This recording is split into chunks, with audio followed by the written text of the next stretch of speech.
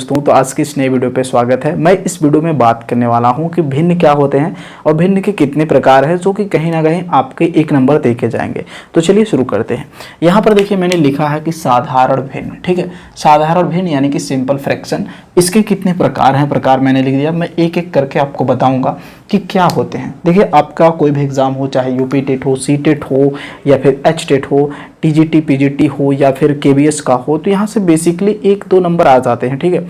10 minute की video होगी, आपको ध्यान से देखना। देखिए सबसे पहले समझ लेते हैं कि भिन्न, भिन्न किसे कहते हैं। भिन्न आपने ये बहुत पढ़ा होगा P/Q के रूप में, इसको हम परिमेय संख्या कहते हैं, ठीक है। तो भिन्न जो इस टाइप में होता है उसको हम भिन्न कहते हैं।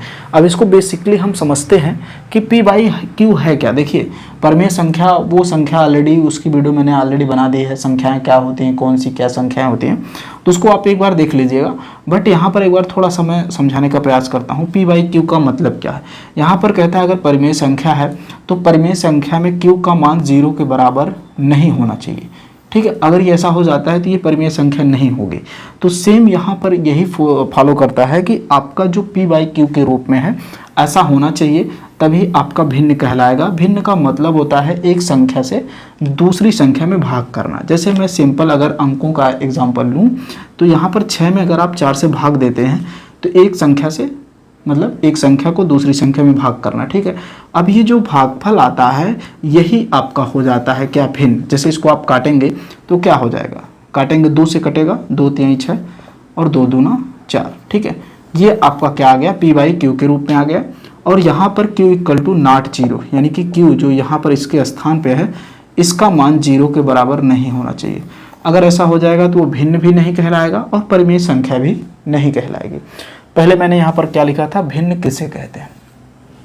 तो बेसिकली इतना समझ में आया कि भाई भिन्न, देखो यार बहुत ही सिंपल है। थोड़ा सा होता क्या है, जैसे जो नए भाई हैं, बहन हैं, दोस्त हैं, उनके लिए थोड़ा सा अजीब लगता होगा, बट नो प्रॉब्लम।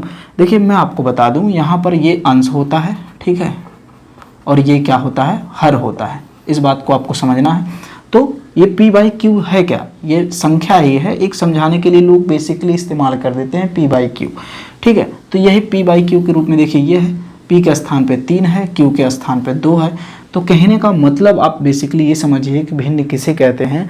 किसी संख्या में जब हम भाग देते हैं जो भागफल प्राप्त होता है उसको हम भिन्न कहते हैं, ठीक है। क्लियर हुआ, इसमें कुछ ज़्यादा लफड़ा नहीं है। अब देखिए लफड़ा किसी में नहीं है यार भाई, आपको बिल्कुल परेशान होने की ज़रूरत नहीं। जब हम हैं तो क्या गम है। देखिए बेसिकली आपको समझने की ज़रूरत है।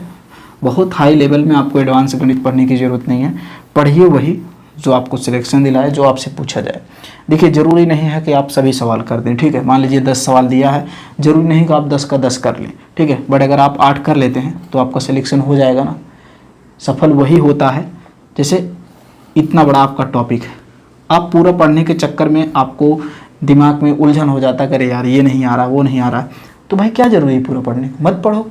आप आधा ही पढ़ो, लेकिन जब इसमें से प्रश्न आए ना तो छूटे ना। सफल यही होगा, ये पूरा पढ़ने वाले सफल नहीं होंगे। क्यों?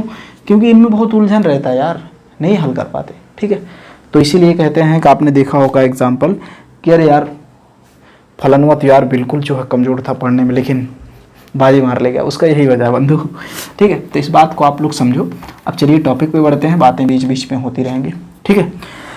देखिए सबसे पहले यहाँ पर मैं बात करता हूँ सम या उचित, सम या उचित भिन्न की। ये होते क्या है, देखिए एक चीज़ बेसिक आप समझते चलिए थोड़ा सा, ठीक है। देखिए इसमें मैंने यहाँ पर इतना लिखा है, इसका मतलब क्या हुआ। मैंने आपसे बताया कि अगर ये P/Q है, P/Q है तो ये आपका अंश होता है, ये आपका हर होता है। यहाँ पर लिखा है अंश जो है वो क्या होगा, अंश जो है हर से छोटा होगा। ये जिधर, ये सिंबल का मतलब क्या होता है, ये सिंबल जिधर रहेगा इसका टोंट ऐसे जिस तरह खुला रहेगा वो बड़ा होता है। अगर ये मान लीजिए जीरो नहीं, ये मान लीजिए मैं हूँ और ये आप हैं, ठीक है। अब ये मेरी तरफ ऐसे टोंट खोला है ना, तो इसका मतलब मैं बड़ा हूँ, किससे, आप लोगों से, ठीक है। तो इस सिंबल को आपको समझना। अगर ये इस तरह से हो जाता है, ये मैं हूँ, ये आप लोग हैं, ठीक है। आप लोग हैं तो ज़्यादा लोग होंगे ना, ठीक है, ये आप लोग हैं। तो भाई मैं छोटा हो गया आप लोगों से, क्यों? क्योंकि आपकी संख्या ज़्यादा है। तो इस सिंबल का प्रयोग करें। अगर इस तरह से लग जाता है तो इक्वल हो जाता है। यहीं पे अगर ऐसे कर देते हैं, ठीक है, इस तरह से, देखिए इस तरह से अगर कर देते हैं तो नॉट इक्वल, बिल्कुल हम आपके बराबर नहीं हैं। क्यों? क्योंकि आपकी संख्या ज़्यादा है, मेरी संख्या कम है। तो सिंबल भी समझना बहुत ज़रूरी होता है। चलिए, बीच में आ गया इसलिए इसकी भी जिक्र मैंने कर ली। आइए देखते हैं, ठीक है। अब यहाँ पर मैंने लिखा है अंश जो है वो हर से छोटा होता है, यानी कि किसी भी संख्या में जो भिन्न दिया रहेगा उस भिन्न में अगर आपसे पूछेगा सम भिन्न या उचित भिन्न कौन है, तो आपका जो अंश होगा वो हर से छोटा होगा, ठीक है। या फिर इसको लिख सकते हैं, देख सकते हैं क्या लिखा गया है, यही लिखा गया ना जो मैंने कहा आपसे, अंश हर से छोटा होगा, यानी कि हर हमेशा बड़ा होगा, अंश जो है छोटा होगा। देखिए हर इसमें भी बड़ा है, हर इसमें भी बड़ा, अंश छोटा है, इससे अंश छोटा है। तो बस आपको कुछ नहीं करना, बेसिकली पहचानना है। और मैंने यही लिखा है कि भाई जो अंश होता है वो हर से छोटा होता है। ऐसे भिन्नों को हम क्या कहते हैं? ऐसे भिन्नों को हम सम या उचित भिन्न कहते हैं। क्या कहते हैं? सम या उचित भिन्न कहते हैं। सम या उचित भिन्न किसे कहते हैं? जिसके अंश जो है छोटे होते हैं हर की अपेक्षा। ऐसे भिन्नों को हम क्या कहते हैं? सम या उचित भिन्न कहते हैं, ठीक है। आगे चलें, आगे आइए देखते हैं। देखिए इन सब चीज़ों को क्यों कह रहे हैं भाई, ये आपको बेसिक 1 नंबर का आ जाता है, ठीक है। ऐसे धीरे धीरे आपको टॉपिक आगे बढ़ती रहेंगी। चलिए आइए आगे देखते हैं। इसके बाद आता है विषम भिन्न। विषम भिन्न ठीक इसके विपरीत होता है। इसमें अंश बड़ा होता है, हर छोटा होता है। अंश कितना हो जाएगा? मान लीजिए 14 हो गया, और हर कितना हो जाता है? 12 हो जाता है, ठीक है। इसे आप इजी कर देंगे और छोटा कर देंगे तो ये हो जाएगा 7/6। देखिए अंश आपका बड़ा है, हर आपका छोटा है, ठीक है। क्लियर हुआ? कोई प्रॉब्लम, कोई डाउट, कोई दिक्कत, कोई समस्या नहीं होगी ना? ठीक है। देखिए कुछ चीज़ें होती हैं जो बहुत सरल होती हैं, बट हमें पता ही नहीं, पता बोले तो उसके बारे में हम जानते ही नहीं। तो पहले जानो, पहले डरो ना भाई कि यार मतलब, ठीक है, आप ज्ञानी हो, ज़्यादा लेक्चर ना दूं भाई तो ही ठीक है। चलिए ये भी आपका क्लियर हुआ। क्या इसमें क्लियर हुआ भाई? विषम भिन्न में, विषम भिन्न वे भिन्न होते हैं जिसमें अंश बड़ा होता है, हर आपका छोटा होता है, ठीक है। क्लियर हुआ? अंश आपका बड़ा होता है, हर आपका छोटा होता है। और सम या उचित में क्या होता है? इसमें आपका अंश जो है वो क्या होता है? ये मैंने गलत कर दिया, थोड़ा सा मिटा दिया। अंश आपका छोटा होता है, हर बड़ा होता है, ठीक है। इस बात को आप समझ गए। चलिए आगे आते हैं तीसरे नंबर पे। तीसरा नंबर है संयुक्त भिन्न। देखिए इसको समझना है। इसमें लिखा है पूर्णांक प्लस सम भिन्न। पूर्णांक क्या होता है? पूर्णांक क्या होता है? ये संख्या आपको मैंने एक वीडियो बनाई, लेकिन आप जान लीजिए, एक होता है पूर्ण संख्या, ठीक है, एक होता है पूर्णांक संख्या। पूर्णांक संख्या, देखिए पूर्ण संख्या क्या होता है? संख्या आप 1 2 3 4 अनंत तक संख्या क्या होती है? 1 से आप गिनना, जिसको भी आप गिन सकते हैं वो संख्या होती है। अब इसी में आप अगर 0 शामिल कर देते हैं, इसी में 0 1 2 3, तो ये क्या हो जाता है? पूर्ण संख्या हो जाता है। लेकिन इसी संख्या में अगर आप 1 2 3 4 अनंत तक गिनते हैं और इधर आप -1 -2 ऐसे गिनते हैं, तो ये पूरा चार्ट आपका हो जाता है पूर्णांक, ठीक है। मतलब 0 से लेके प्लस, इधर प्लस तक, इधर आपका 0 है, इधर आपका माइनस। मतलब जिस संख्या में प्लस भी शामिल हो, माइनस भी शामिल हो, 0 भी शामिल हो, वो पूरी संख्या पूर्णांक होती है, ठीक है। बीच बीच में देखिए सब चर्चा करना जरूरी है, क्योंकि शब्द ऐसे आ जाते हैं अगर आप नहीं जानेंगे तो थोड़ी सी डाउट होगी, ठीक है। कोई दिक्कत नहीं है, इसी में चर्चा होती रहेगी। देखिए अब आइए देखते हैं पूर्णांक प्लस सम भिन्न। सम भिन्न के बारे में हमने आपको पहले बताया क्या है। सम भिन्न जो है, ओ नो पट्टा पक गया भाई थोड़ा सा, चलो कोई दिक्कत नहीं, टपकने दो। चलिए पूर्णांक कोई भी संख्या आप ले लीजिए, जैसे 4 हो गया, ठीक है। 4 सही, यहाँ पर अंश आपका छोटा होना चाहिए, 4 सही 2/3। ऐसा अगर आपको एग्जाम्पल देगा और आपसे पूछेगा ये किस टाइप का भिन्न है, विकल्प में आपके देगा सम भिन्न, उचित भिन्न, ठीक है, मिश्र भिन्न, या फिर बहुत सारी चीज़ें दे देगा। तो आप जानते रहेंगे तो आप तुरंत हल कर ले जाएंगे कि ये संयुक्त भिन्न है। अब संयुक्त भिन्न कैसे है मैंने आपको बताया, इसमें पूर्णांक रहेगा प्लस सम भिन्न रहेगा। सम भिन्न, आप सम भिन्न पहले जान चुके हैं कि सम भिन्न का जो हर अंश होता है वो आपका हर से छोटा होता है, और ये आपका पूर्णांक है। इसको आप इस तरह से भी लिख सकते हैं 4 + 2/3। अगर इस तरह से लिखा है तो इसका मतलब ये क्या हो गया? इसका मतलब ये आपका संयुक्त भिन्न हो गया। बातें क्लियर हुई? चलिए आगे बढ़ते हैं, आते हैं इकाई भिन्न। देखिए जहाँ पर आपको डाउट लगे आप कमेंट करिएगा, ठीक है। आते हैं इकाई भिन्न। इकाई भिन्न में क्या होता है? यहाँ पर लिखा है मैंने अंश 1 होना चाहिए। अंश अंश हर तो आप जान गए ना भाई, अंश हर जान गए।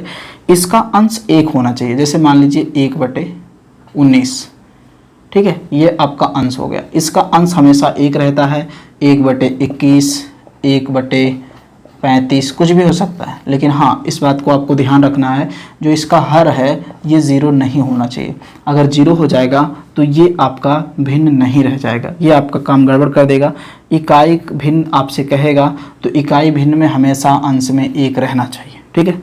अंश में इसको हर कहते हैं और इसको अंश कहते हैं। जहाँ पर भी आपको अंश में 1 दिखे वहाँ पर तुरंत आपका इकाई भिन्न हो जाता है, ठीक है। बातें क्लियर हुई? चलिए आगे बढ़ते हैं और आगे देखते हैं, आगे बताते हैं। आगे देखिए आपका है तुल्य भिन्न। आइए जानते हैं तुल्य भिन्न। जैसा कि नाम से ही पता है मित्रों कि तुल्य मतलब बराबर, बराबर मतलब जैसे हमारे बराबर आप हैं, आपके बराबर हम हैं, ठीक है। तुल्य, जैसे यहाँ पर मैंने आपको एक एग्जांपल दिया था 4/6 का, ठीक है। 4/6 और एक भिन्न में आपको दे दूँ 2/3, ठीक है। ये दोनों बराबर हैं या फिर नहीं, बताइए आप, ये दोनों बराबर हैं या फिर नहीं, आप बताइए, है ना। कैसे? इसको जब आप इजी करेंगे मतलब और छोटा करेंगे तो इसका मान तो यही आएगा, बराबर हैं या फिर नहीं। मतलब संख्याएं कुछ भी लिखी हो, जैसे 20/30 और 10/15, ऐसे आपको विकल्प में दिया रहेगा और पूछेगा क्या ये भिन्न आपस में तुल्य हैं या फिर नहीं, तो बिल्कुल है तुल्य, ठीक है। ये थोड़ा सा इसको मैं उठा दूं, टपक गया भाई, 1 मिनट। चलिए, है ना। तो आपको सिंपल यही जानना है, बेसिक, ठीक है भाई, समझ गए आप। अब आते हैं, ये आपका कहाँ पर था, तुल्य भिन्न जिनका मान बराबर होता है, मैंने ये लिखा था। अब चलिए आगे आपका आता है समाहार भिन्न। समाहार भिन्न, इसको भी देख लेते हैं, ठीक है। समाहार भिन्न, आइए आइए आगे बढ़िए। समाहार भिन्न, ये देखिए समाहार भिन्न में क्या होता है कि इसका हर बेसिकली समान होता है। हर समान होने का मतलब होता है जैसे 5/6, 7/6, 7/6, इसको 8 कर लीजिए, ठीक है। ऐसे होता है, यानी कि जो हर होता है इसी को तो हम हर कहते हैं। जो हर होता है, संख्याएं भिन्न चाहे जितनी भी दी रहेंगी उन सभी के जो हर होंगे वो समान होंगे। बेसिकली देखिए कितना सिंपल था, फटाफट एकदम समझ में आ गया कि नहीं, एकदम सीक्वेंस। लेकिन अगर आपको यही नहीं पता होता और आपसे प्रश्न पूछता तो आप गड़बड़ कर देते। तो इसलिए गणित बहुत सरल है, बस थोड़ा सा उसके बारे में जानना जरूरी होता है, ठीक है। चलिए ये भी आपका क्लियर हो गया क्या, समाहार भिन्न। समाहार भिन्न के बारे में आपको पता लग गया। समाहार भिन्न क्या होता है, जिसके हर समान होते हैं। हर देखिए समान है ना। और आपका ये तुल्य भिन्न क्या होते हैं, तुल्य भिन्न जो एक दूसरे के बराबर होते हैं। मैंने हल करके एग्जाम्पल दिया। चलिए अब आते हैं मिश्र भिन्न। मिश्र भिन्न के बारे में थोड़ा सा देख लेते हैं, ठीक है। ये देखिए मिश्र भिन्न में मैंने लिखा है कि जिस भिन्नों में अंश या फिर हर दोनों भिन्न हो। जैसे आपने बहुत जगह इस तरह से देखा होगा 1/5/6। देखिए ये आपका बटे होता है, इसको थोड़ा बड़ा रख के लिखा जाता है, इसको थोड़ा सा छोटा।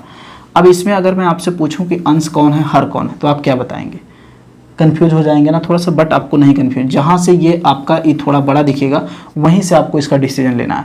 तो ये आपका अंश हो जाता है और ये आपका पूरा ये हर हो जाता है।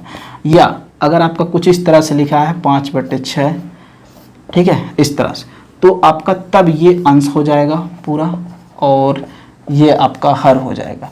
यही चीज़ यहाँ पर लिखा है कि जिस भिन्न में अंश या फिर हर दोनों भिन्न हो, ठीक है। एक एग्जाम्पल देखिए यहाँ पर भी मैंने लिखा है, देख लेते हैं। 5/6, ठीक है, 5/6 पूरा का बटे 7, इस तरह से। इसको हम इस तरह से भी कर सकते हैं। ये देखिए अगर आपको सॉल्व करने के लिए आता है इसको इस तरह से भी कर सकते हैं, एक लिख दिया जा सकता है, कोई दिक्कत नहीं है। और इसको जब हम हल करेंगे तो 5/6 गुणे 1/7 हल करेंगे, कितना आएगा, 5 × 5 7 × 5 = 35। इस तरह से इसकी वैल्यू आ जाती है। ये आगे आपको मिलेगा सवाल में, ठीक है। इस तरह आपको हल करना होता है। बातें क्लियर हुई? उम्मीद करता हूँ कि आपको बातें सारी समझ में आ गई होंगी, और नहीं समझ में आई तो आप कमेंट कीजिएगा, आगे आपको बताएंगे। तो चलिए वीडियो अपने दोस्तों के साथ शेयर कीजिएगा, मज़ा आया हो तो लाइक कीजिएगा, चैनल को सब्सक्राइब कीजिएगा। मिलते हैं, टेक केयर।